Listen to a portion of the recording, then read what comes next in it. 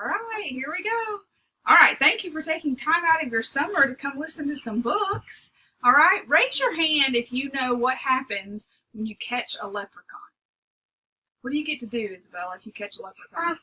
It'll give you wishes. Yes, and you're supposed to be able to. Yes, well, in this book, Jamie O'Rourke and the Big Potato, Jamie is the laziest man in town. He doesn't like to work. He doesn't like to do anything. But he gets lucky enough to catch a leprechaun.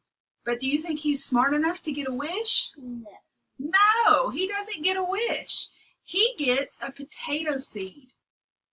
And he goes home and plants the seed. And it grows the biggest potato ever, which causes some trouble. Can you imagine a potato that's as big as a house? Oh no, this is horrible. It causes some trouble. So you'd have to read this book and find out what happens, how he gets out of his potato trouble.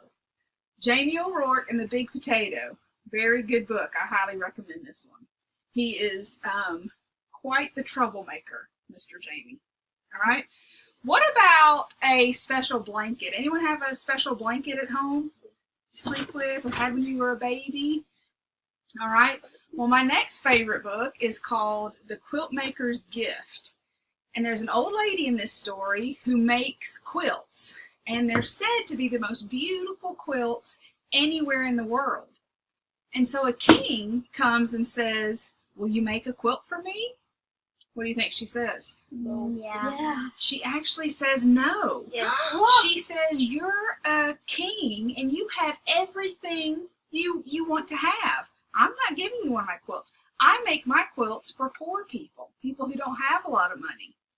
Well, that makes him mad.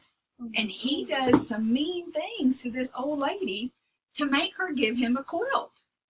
Oh no. Do you think his meanness is going to work? No. No. He's pretty greedy. He even decides in this book that one birthday is not enough. He needs 2 birthdays. Oh my word. Yeah, and so as the king, he decides that his birthday is going to be twice a year. That's how much stuff he has. So the old lady says, "Nope, you've got to give all your stuff away before I'll make a quilt for you." Do you think he'll give his stuff away? No. No. He does some pretty mean things. Another thing I like about this book is the pictures. The pictures in this book are beautifully done. I love this book. It's one of my favorites. I try to read it to my class every year. The Quilt Maker's Gift. That's what you should check out.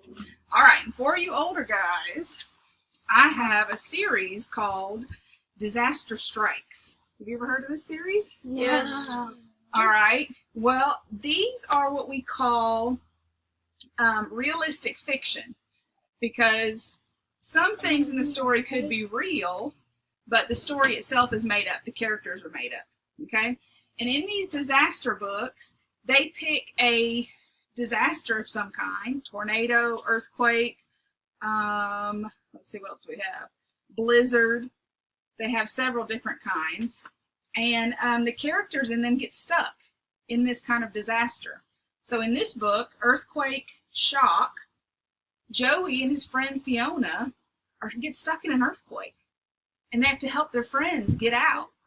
And do you know what happens after an earthquake? What? Do you know what an earthquake is?